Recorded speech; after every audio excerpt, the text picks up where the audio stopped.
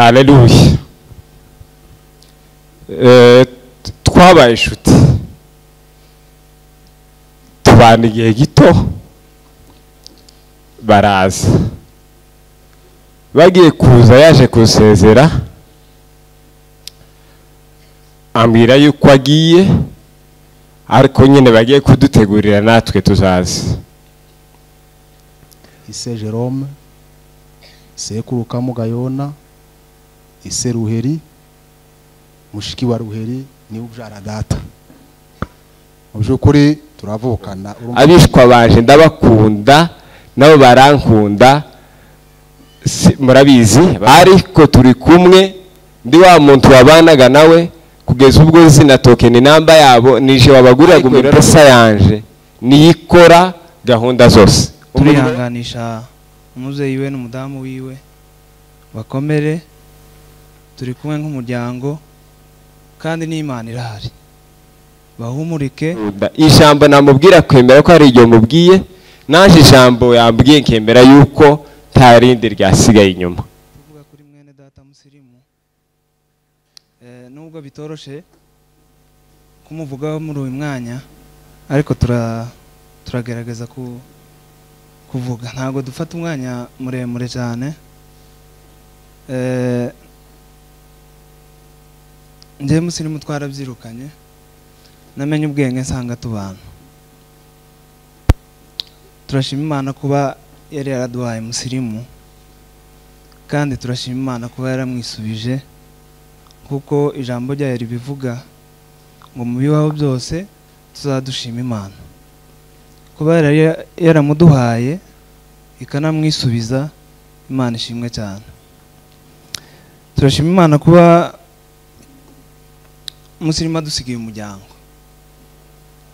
Mu by'ukuri ari ibintu umuntu yibuka akiri umwana byabayeho, noneho wareba n'ukuntu bimeze ubu nyine ukabona hari ikintu cyo gushima Imana.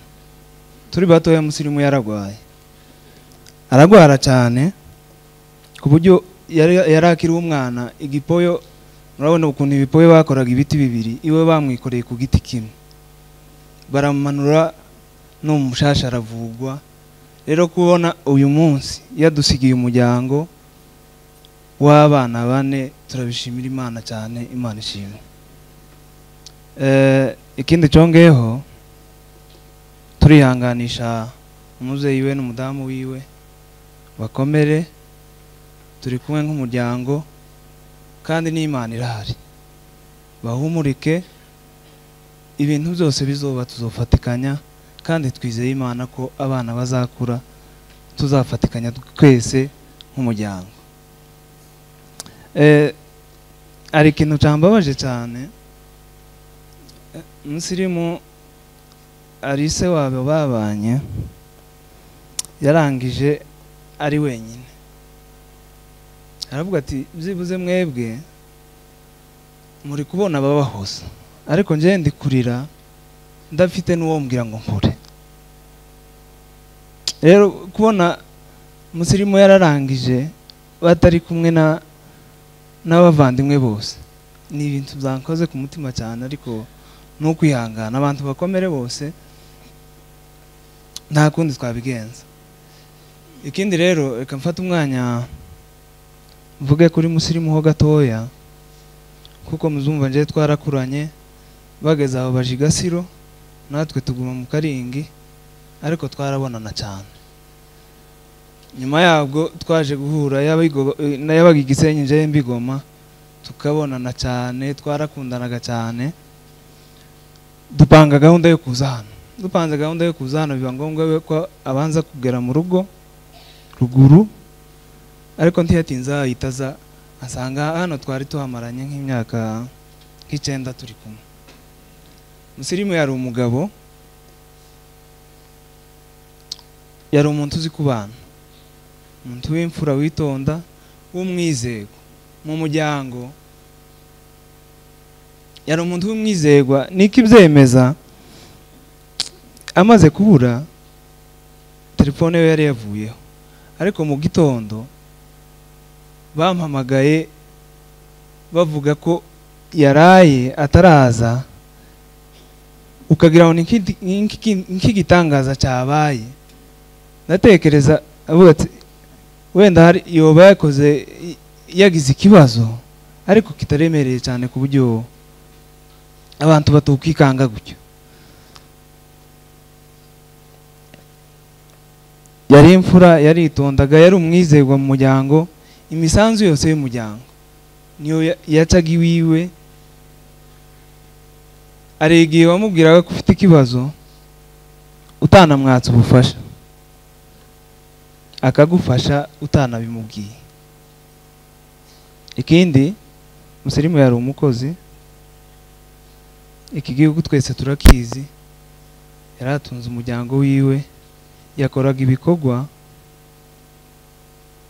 yari yasigaranye umubyeyi wiwe, ariko nta wamenyaga ko umubyeyi wari umupfakazi nk'uko yari yarafashe ahantu hose. Turamushimiye ku gihe cyose twabanye nawe, ibyiza yakoze tuzakomeza tubizirikane, kandi umuryango yasize uzakomeza ubeho kandi tuzafatikanya twese. Ikindi, ndashimira akimara kubura ari abantu twafatikanyije kumushaka. Jewe barampamagaye ariko wa mbere, ariko bampamagaye abantu batangiye kumushaka. Ndashimira muramu we Serugo, yabyutse mu gicuku aje ku kazi aho bakorera kugira ngo arebe ko yomubona. Mu by'ukuri guhera igihe yaburiye twaragerageje turamushaka. Igihe naje nasanze Serugo n'umugabo wa mukuru wa Nyakazungu na Kiyasho, abo bantu ndabashimira cyane, baradufashije. Twaragerageje turamushakisha ntako tutagize, ariko ibi ngibi niwe wari umuteguro w'Imana.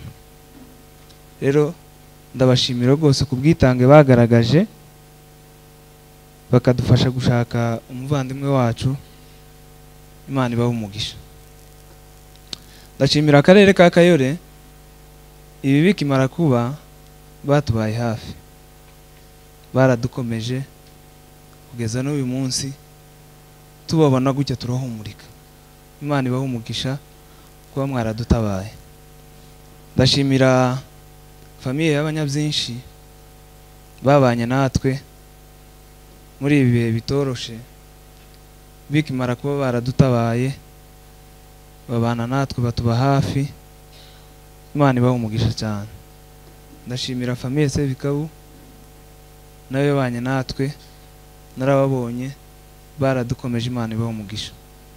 Ndashimira Abagirira babanye natwe muri ibi ngibi. Ndashimira ari grand frère niwe mukuru hano Ruyirimbura, byarabaye baratega bava Kitengera baraza kugira ngo tumushake, iwe naba bafatikanyije. Imana ibahe umugisha. Ndashimira kwa data bukwe babanye natwe muri ibi bihe, kandi ndabihanganisha. Mukomere, twese dukomere, umuryango uzabaho kandi abana bazakura, tuzakomeza tubarere twese dufatikanyije. Mukomere mwihangane. Ndihanganisha abasinzira aribo ba nyirarume wa Musirimu, mwihangane kandi mukomere. Uyu wari umuteguro w'Imana. Rero Musirimu tumwifurije iruhuko ridashira. Amagambo mvuga nayatekereje mu byanditswe bibiri, sinzi nimba hari umuntu wabifashamo. Muransomera muri Matayo 25 34 no kuri 35, undi arasomera mu Migani 17 no ku 17. Umuntu wihuse 25 34 no kuri 35, Imigani 17 no ku 17. Umwami abaza abari buryo bwe ati, Yego. nimuze mwebwe abo data yahaye umugisha, muragwe ubugingo mwatunganirijwe uhereye ku kuremwa kw'isi. Kuko nari nshonje muramfungurira, nari mfite inyota mumpa icyo kunywa, Yego. nari umushitsi murancumbikira. Amen. Amen. Dusomera aho handi. Imigani 17:17 haravuga ngo inshuti zikundana ibihe byose. Yego. Kandi umuvandimwe abukira gukura abandi mu makuba. Amen. Murakoze cyane. Haleluya. Mwene data ndamuvuga uko twamenyanye nuko yavutse mu rugo rwacu nuko twabanye n'indangagaciro ziwe nkeya zinamubonyeho n'indangiza nicare. Hanyuma ndaza gushima ku bintu nk'abingahe. Haleluya. Musirimu sinari sanzwe mvuga mu izina, ariko kugira ngo mumenye mpamvu ndamuvuga mu izina. Haleluya. Yavutse mu rugo rwacu 2014 kuri Noweli gutya. Ico gihe nari munka mu mavakansi twajaga mu biraro, bambwira amakuru biranezeza sinari muzi. Tugarutse kubera kuko iwabo hari atuye naho twabaga aho twigira, nja kubasura, mubonye ndamunezerererwa cyane kuko nifuzaga nyine kuko bashiki baje bashakwa neza. Haleluya. Tumaze kumenyana nawe twabaye inshuti. Kuko namuramu wanje wundi ibo bazabambwira ngo bazabambana n'ishusho zibiri, muramu wabo kandi sebukwe.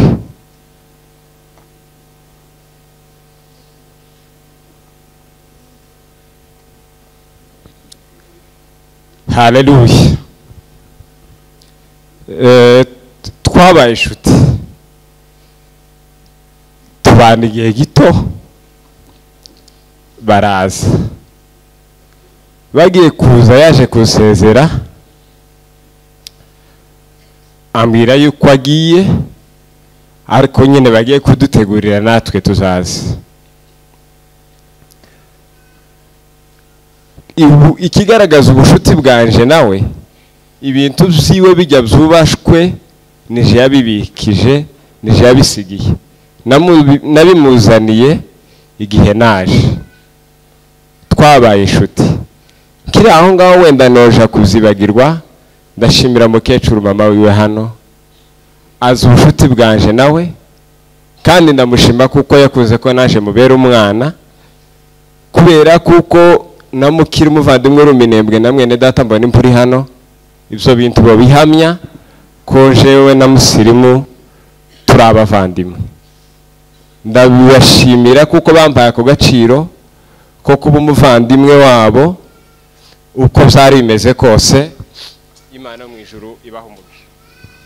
Na mukecuru yabaye umubyeyi, ibyo bintu ndimo mpamya n'iby'ukuri, kandi nawe ndabimushimira, nzakomeza mbimushimira. Bamaze kuzino twe dusigara imuhira, ariko tukaba tugenda tuvugana mbwira uko ubuzima bw'ino bumeze n'ubwiriye iwacu bumeze. Tugeze ino duturana hafi. Hari akandi kantu ushimiramo mama yakoze numva karanejeje. Amaze gushaka barakoye, turabarongoranya. Inka nziza twabarongoranije, abantu twari duturanye cyangwa se ibiraro byacu byari byegeranye barabizi, iribwa. Iyo nkimare kwibwa, mukecuru aranezeza, afata indi nka nziza y'icubahiro, namwe murabizi hari abahamya benshi, arayimuha. Icyo kintu ndakimushimira, Imana imuha umugisha. Tumaze kuza rero tubana hano, dusangira kabisi n'agahiye, dukomeza bwa buvandimwe, biranezeza cyane. Ndagenda nkora no kuri aya magambo navuze kuko akubiyemo ibyo natekereje. Yambereye inshuti, ambera n'umuvandimwe, akora mu nshingano za mukuru wanje kandi nko mu bundi buryo, kandi nkamubera sebukwe. Sinabisobanura, ni birebire cyane. Ndatize mu magambo, bigeze aho ngaho dukora akazi kamwe. Tumaze gukora rero nka kuriya oncle hariya yabivuze, amaze kubivuga, yari umukozi. Ico gihe je nagiye muri aka kazi turimo dukora kugeza uyu munsi agikora kandi. None maze kukageramo arambwira ngo yumvise kuko akazi dukora ari keza, none ngo nize mwigisha. Ndakamwigisha ako kazi, mare ko kamwigisha tugenda tujana henshi yatandukanye, abagabo bo kubihamya barahari hano, turabana. Tugeze aho ngaho 2019 haza igitekerezo cyo kugira ahantu hamwe dukorera, aragitangira. Amere kugitangira haciye ibyumweru nka 2 ndibwira kuko ari nka 3, arambwira nti akiraya amafaranga kandi nakuboneyeho nawe ugomba gukorera hamwe, uzobo wayabonye mu minsi mikeya. Arabikora, ayo mafaranga naje mu minsi mike nari nayamusubije. Dukomeza gukorana, akorera aho nyine naje nkorera handi, ariko dusabana bya hafi. Mu buryo twatahaga akambaza ngo ese byagenze gute, naje nkambaza ngo ese byagenze gute. Wibaza umuntu ukubwira ngo mfite amafaranga runaka mu mfuko wanje, naje mfite amafaranga runaka mu mfuko wanje. Yesu ashimwe cyane. Bigeze aho tubona yuko ikizo duteza imbere cyane ari uko twakorera hamwe. Araza aranicaza, twaraganira. Hano muri iri teraniro harimo abahamya, harimo inshuti zaje n'iziwe, abanzi n'abamuzi. Arambwira nti kuko izina twitanaga ni wawa. Haleluya. Navuze izina ryiwe gake, sinamuhamagaraga mu izina, nawe ntigeze mpamagara mu izina.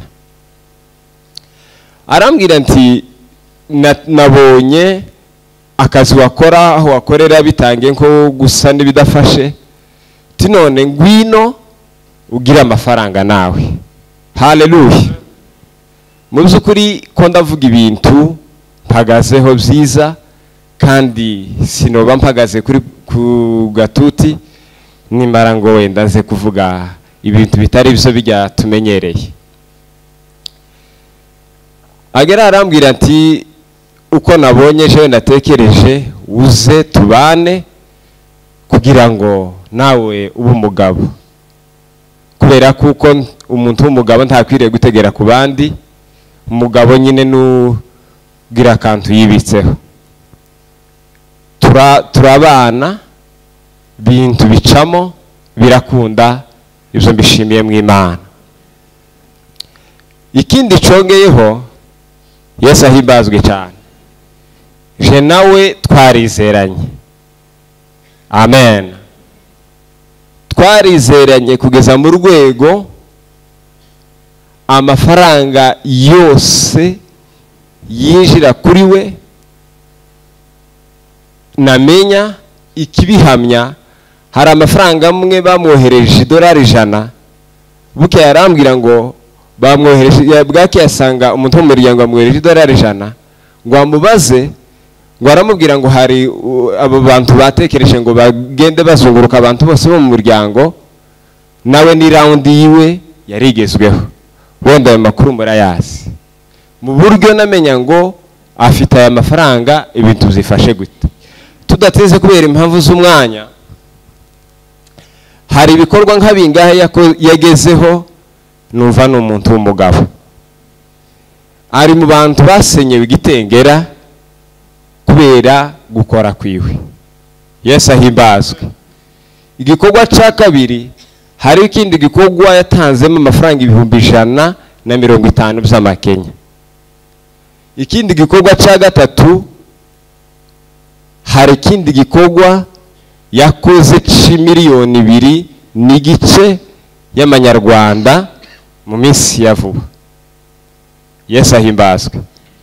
Ibyo nibyo bikuri ibindi yakoze. Yesu ahimbazwe cyane. Ndangagaciro ziwe yaragira ukuri, akagira na gahunda.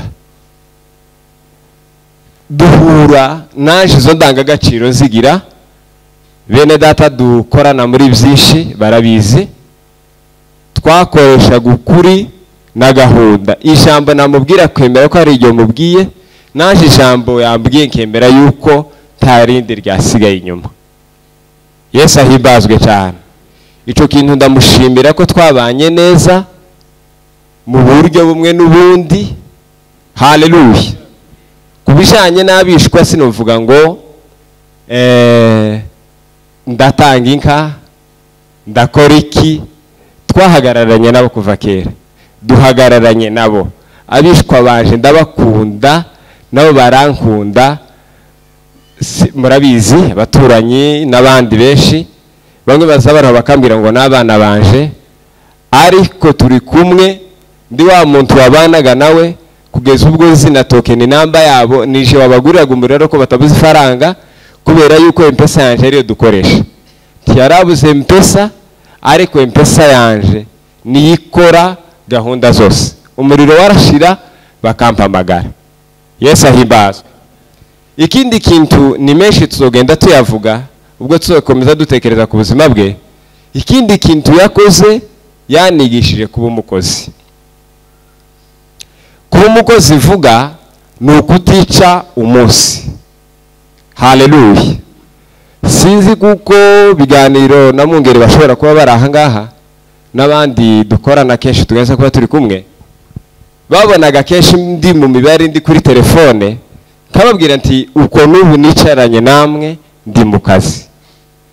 Ni ukuvuga ngo muri gahunda zacu twaratekereza ngo niba mfite gahunda nigira mu munsi iminsi 2 iminsi 1 ndayirangiza ndi mu kazi ya gahunda.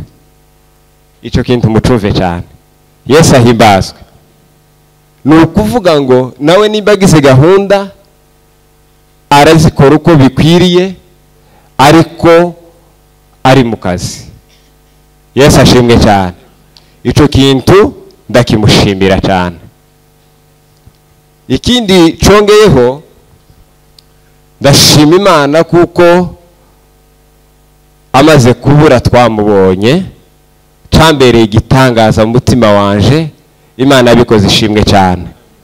Ndashima Imana yuko asize urugo ahantu heza. Yesu ashimwe.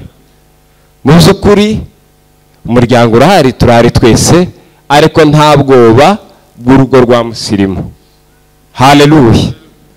Nta bwoba bw'urugo rwiwe yuko abana nta munsi n'umwe abana bazagaragarwaho ubupfuzi. Ibyo ntibibaho. Ise yarabakoreye, yarabateganirije. Imana ishimwe cyane. Haleluya. Ndashimira imirimo yakorera urugo rwa data. Ni byinshi byiza. Amen.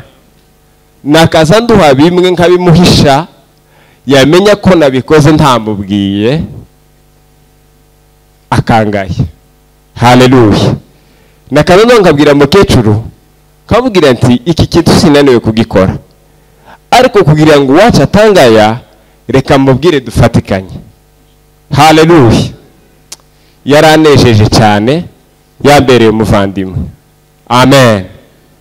Nyakazungu ambone mu musirimu, kuko twabanaga niko tuzokomeza kubana.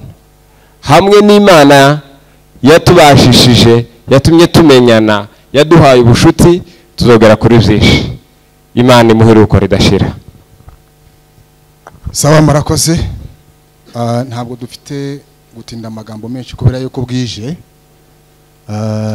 ijambo rya mbere twihanganishije umuryango wa byinshi cyane cyane mu nzu ya Sebikabu twavukanye twebwe duhagaze ahangaha nkaba nyirarume kubwo kumva inkuru mbi y'umwishwa wacu. Twihanganishije itorero yasengeragamo yabuze umuntu ni igihanga cavuyemo ariko mwihangane. Kigira gatatu twihanganishije umuryango w'abasinga mwihangane kubwo kubura umukwe wanyu. Mwihangane rwose yuko ni miteguro y'Imana. Twihanganishije umuryango w'abanyirarume ariwo duhagazemo bagasinzira nubwo mpagaze hano ariko mfite bakuru banje barabavuye i Bugande na mushiki wacu hariya wavuye mu Rwanda. Mwihangane kandi mukomere. Icongeyeho navuze ko ntari butinde kubera yuko hari undi munsi yo gusezera nimba nibutse neza ni kuwa gatatu nibwo amagambo azavugwa menshi cyane ariko ntabwo twareka kugira ico tuvuga hejuru ya Musirimu kubera yuko yari umwishwa wacu. Mu byukuri ndihanganisha Nyakazungu wihanganiye kubura Musirimu kubera ko Imana yamukunze kurusha.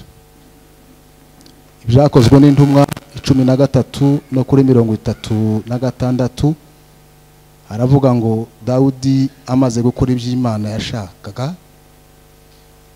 mu gihe cye arasinzira. No kuvuga ngo Musirimu nawe yasinziriye. Urubuto Imana yasaruye urubuto rweze kandi taco wakora taco twakora nk'abanyirarume taco n'itorero ryakora yuko niyo yamuremye niyo yasaruye. Twabikiwe Musirimu bamara kutuvugira yuko umwishwa wacu yabuze. Ndi mu bantu bageze Kenyatta na kabiri umunsi yitaba.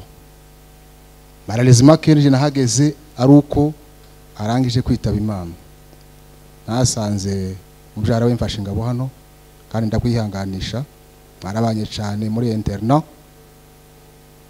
mwariganye mwararanye ku gitanda aragusize wihangane ukomere. Hari ibyiringiro yuko tuzamubona. Tugeze Kenyatta bambwira yuko yitabye Imana mpageze. Sinabashije kumubona aho yari aryamye. Byaratubabaje cyane. Kabanyirarume kubura umwishwa ni nkashaka itutsi abantu bakuru bari hano baza bavuga umwishwa kiragatsindwa. Mu byukuri byaratubabaje cyane kuba twarabuze umwishwa nka Musirimu.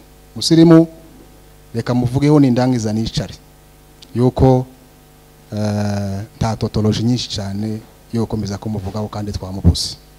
Musirimu twarabanye mu Banyagasiro ya mugabo urangije kuvuga hano ko amafaranga azatangwa n'uwi wacu njewe ndamuruta ariko twaraturanye igasiro. Ise Jerome sekuru Kamugayona ise Ruheri mushiki wa Ruheri ni ubyara data. Mu byukuri turavukana urumva ko mu nzu ya Sebikabu turavukana nabo. Mwihangane Musirimu muzi kuva za Gisenyi igasiro pagazi hano imbere y'imbaga y'abantu ingana gutya taco namushinja. Ngeze ngo nkivuge simfite isoni nabambeshe n'umwishwa mu byukuri yagiye tukimukunze kandi yishiraga mu muryango akizana mwashu mwacenda kurya twabuze umuntu kandi umuntu wadukundaga twakundaga. Muri ibyo byose twihanganisha imiryango yose ashamikiyeho. Nabivuze sinabidinze no kubisubiramo. Mwihangane n'urubuto Imana yasaruye. Ahasigaye umwishwa ka Musirimu tumwibifurije iruhuko ridashira.